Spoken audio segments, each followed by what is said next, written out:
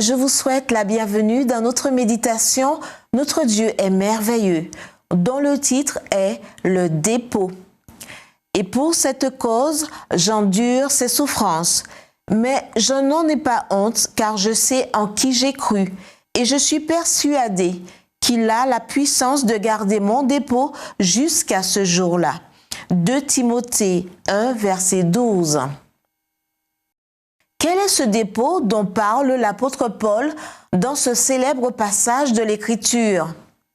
Paul se réfère-t-il à quelque chose qu'il a confié au Christ ou que le Christ lui a confié? La clé pour le savoir est fournie dans le mot grec « parathèque » qui veut dire « dépôt ». Selon Lawrence Richards, ce mot transmet l'image d'une personne qui, avant d'entreprendre un long voyage, laisse ses objets de valeur sous la garde de quelqu'un de confiance pour les récupérer à son retour. N'est-ce pas une illustration précieuse de ce qui se passe quand nous confions au Seigneur tout ce que nous sommes et possédons? Dans notre pèlerinage ici-bas, nous confions à Dieu notre vie entière et à la fin, il nous accueille lui-même dans son foyer céleste.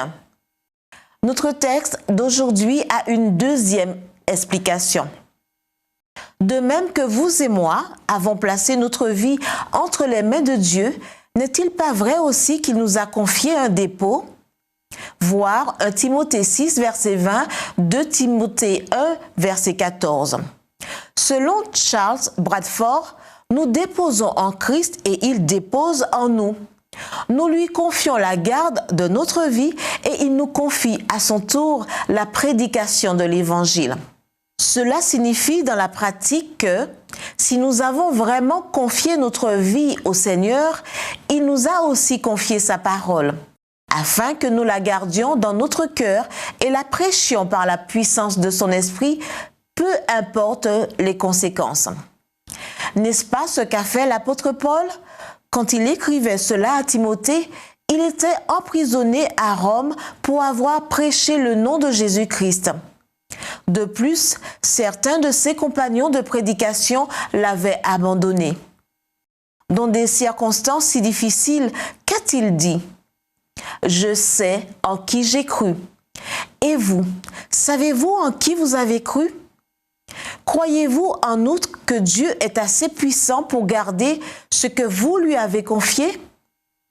Si vous y croyez, une couronne de justice vous est réservée au ciel et le Seigneur la donnera non seulement à vous, mais à tous ceux qui aiment sa venue. Prions.